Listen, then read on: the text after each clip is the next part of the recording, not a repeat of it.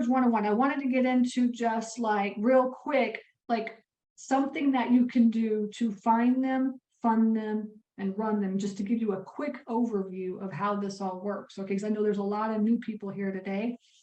So so I wanted to pull up, I'm going to share my virtual assistance, step-by-step process on how we find deals. All right, so remember I told you, find them, fund them, run them. I'm the fund them part. And then the run them part is my husband. He manages all of our facilities and the whole team that does everything for all of the facilities. And then the find them part, I mean, I manage my virtual assistants, but essentially my virtual assistants are the ones that find the facilities. And so if I can teach people how to find facilities, then I could definitely teach a virtual assistant to do that. So why not just hire 10 virtual assistants and just have them call all around the country and see if they can find storage facilities, right? So that was my thought process. And then we help our students to find deals is what we did. We just found a deal for a student and he put it under contract. It's in Texas, not in Texas, it's in Arkansas. It's in Texarkana, we're on the Arkansas side. So that's kind of what we do, is we help our students find deals. So I don't even really do the find them part. All my virtual assistants do that. And then I do the funding part and my husband does the running part, just so you guys know kind of like how our company is set up, how everything is set up. Okay. But so my virtual assistant, what I did is I asked them, I said, you guys, every single one of you, I want you to make me your 10-step process. I want you to write every single step that you do down in order to find a deal. And so they all did this. And then we have like one virtual assistant, her name is Kim, and she's kind of like the admin of all of the other virtual assistants. And she does like skip tracing and stuff like this. Eventually one day I'll have her come. Maybe she'll be a guest speaker and I'll have her come and talk about what she does, because she does skip tracing and stuff.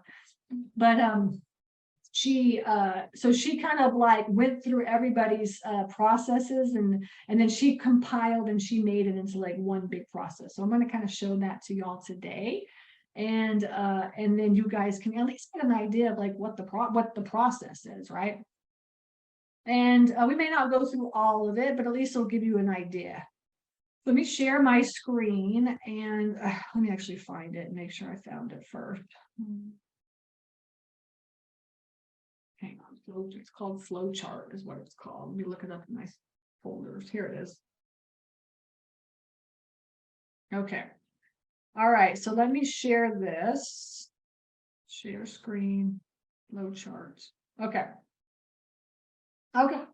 All right, so this is kind of what they put together, and this, you guys could take notes and you guys could see kind of how it is. But the first step, now I teach, there's there's a ridiculous amount of ways to find storage facilities and purchase them. Okay, what we do internally is we build the list ourselves. So you guys all know that have been following me that we go directly to the owner. So I do not look on Crexy, I do not look on LoopNet, MLS, anything like that for storage.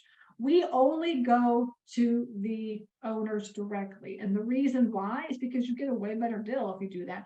Every storage facility that I've ever closed on, the owner was not thinking about selling, right?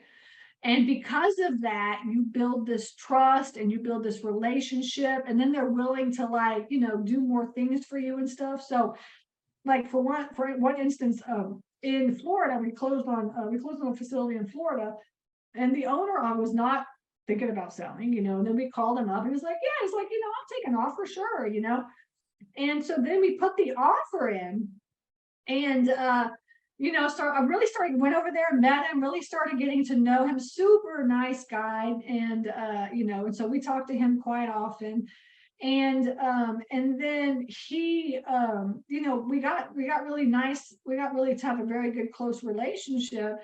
And he's like, he's like, there's a piece of land on the back end. He's like, I really don't need that. He's like, why don't I just throw that in for you? And I was like, really? Yeah. I was like, I'll take it. And he's like, yeah, we'll just throw that in. So he threw like a half an acre of land in on the property. He's like, I'll just throw that in for you, and you ain't gonna get that when you talk to a realtor. right? They're not going to come in and throw stuff in for you, so, to close the deal. But many times on many of the deals that I've closed, and for students as well too, like the owners were just so friendly and stuff, and you build a relationship with them, that they just work with you and they want to like help you and stuff. And that's kind of stuff that I do. So that is why I like going directly to the owners. Okay. So when I say I go directly to the owner, that means you have to build the list, right? You have to build the list. You have to build your own list. And you could go out, you could buy a list if you wanted to, but honestly, we've bought the list before and it's just really not as good because like there's so many changes and stuff going on. Now, remember, I've been over this several times, and we use Crexy as well on the back end to look up comps and look up owner's information. So if you do not have access to Crexy, you are missing out on everything. So